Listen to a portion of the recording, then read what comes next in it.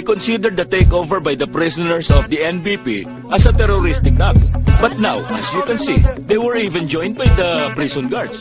And we consider... Muli mo sana kung pahintulutan na panandali ang mahiramang pandinig mo't pangunawa mo maliban sa pagiging mapanghusga ng inutin mong mata sa mga tao na hindi mo pa lubusang kilala. Tulad na lang ng isang taong nagngangalang Commander Jeremy Mabana, pinakakilalang kagalang-galang pinakakinakapangilagan ng kahit sino't kahit sinong magtapang-tapangan. Ay isusumpa mo pag siya ang iyong nakabangga. Durog ka sigurado kahit na anong panangga. Paang gamitin mo, basag ang panga mo, basag ka. Sa kanya'y di ka tatagal, kay magpakatatag ka. Siya'y kinilalang pinakapraneng at pinakahalang. Kaya kung titignan mo siya ay tila para bang wala na talagang pag-asa na maging mabuting tao pa. Pero mali sila dahil naging mabuting tao siya. Sa ngalan ng Panginoon, sa ngalan ng Ama, nakatagpo siya ng liwanag na di pansamantalang magliliwanag para sa kaliwanagan ng lahat. Ng kasagutang madilim may maliwanag ng lahat.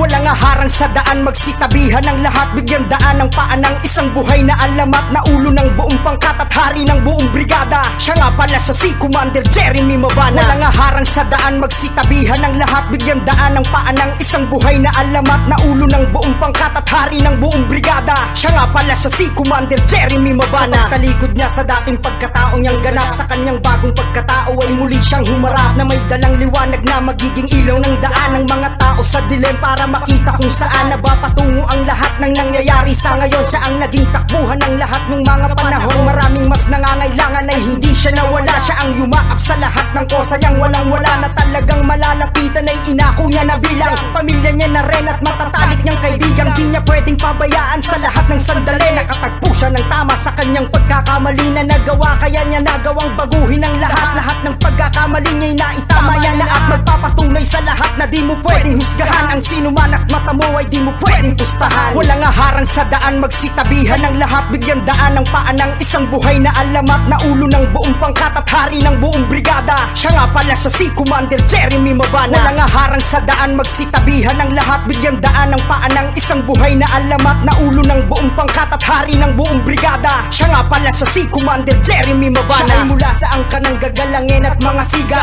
mula sa lupaeng walang puwangang maihinang nilalang. Siya'y kaduguri ng hari ng tundo na nasawi sa hamon ng mapaglaro na mundo. Siya ay kadugsong ng bitukan ng batang malanday. Pinagsamahan nila ay walang makakapantay. Kahit na sino katabi, tahimik wag ka nang pumorma. Siya nga pala siya ang mayor na si Erid Salonga. Mula sa iisang pangkat na may isang planeta, sa puso umiiral ang tatak ng mga kosa na isputik. Sige-sige to, bahala ka na dyan. Di mo trip pakinggan, pwedeng manahimik ka na lang. Walang aharang sa daan, magsitabihan ng lahat. Bigyan daan ng paan ng isang buhay na alamat na ulo ng buong pangkat at hari ng buong brigada. Siya nga pala siya si baka hindi mo pa kilala. Siya nga pala siya si Commander Jeremy Mabana. Siya nga pala siya si Commander Jeremy Mabana. Walang aharang sa daan, magsitabihan ng lahat. Bigyan daan ng paan ng isang buhay na alamat na ulo ng buong pangkat at hari ng buong brigada. Siya nga pala siya si Commander Jeremy Mabana. Walang aharang sa daan, magsitabihan ng lahat. Bigyan daan ng paan ng isang buhay na alamat na ulo ng buong pangkat at hari ng buong brigada. Siya nga pala siya si Commander Jeremy Mabana.